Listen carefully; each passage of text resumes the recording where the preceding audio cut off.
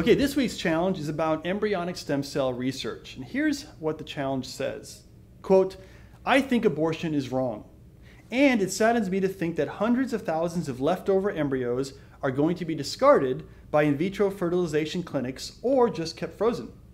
Wouldn't it be more meaningful life for them and better for society to be used for scientific research that could benefit millions of people who suffer from diseases and disabilities rather than being wasted in death or an endless frozen state, end quote.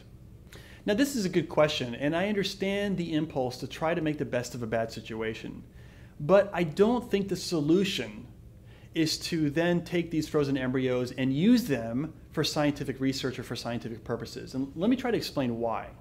Now, it sounds like the person who's offering this particular objection is a pro-life person because they're saying that they think abortion is wrong. And I'm going to assume then that the reason they think abortion is wrong is because abortion kills an innocent human being. In other words, that thing that's there in this embryonic stage in a mother's womb is a human being.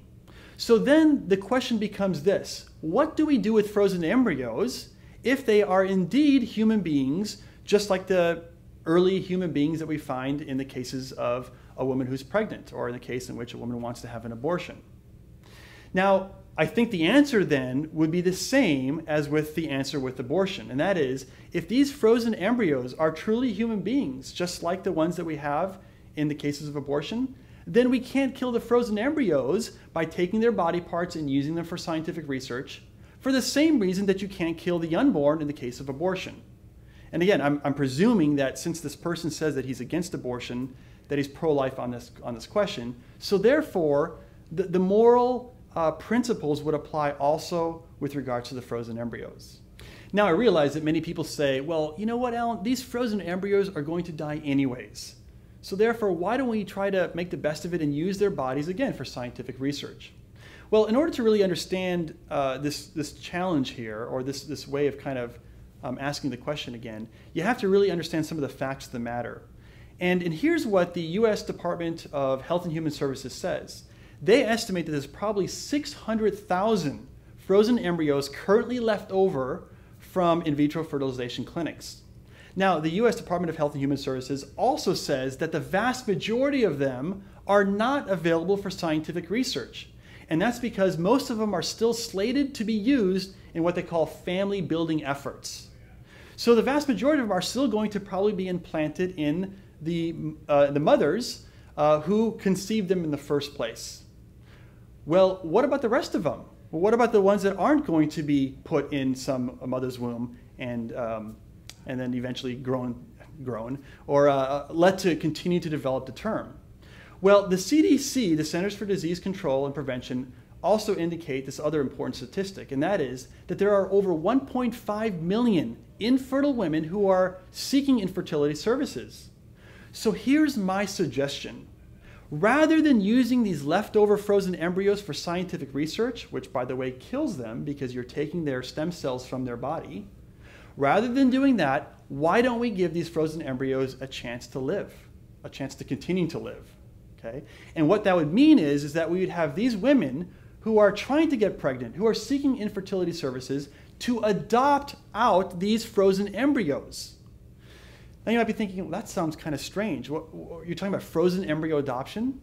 Absolutely, that's exactly what I'm talking about.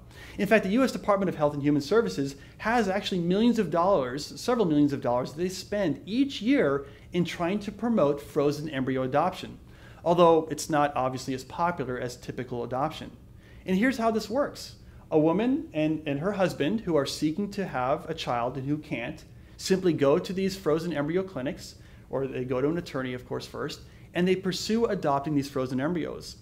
Once the adoption process is completed, physicians and scientists can take these frozen embryos, thaw them, implant them in the woman who wants to have a child, and then that frozen embryo, of course, no longer is frozen, will start to grow inside the woman's womb, and they'll have a child.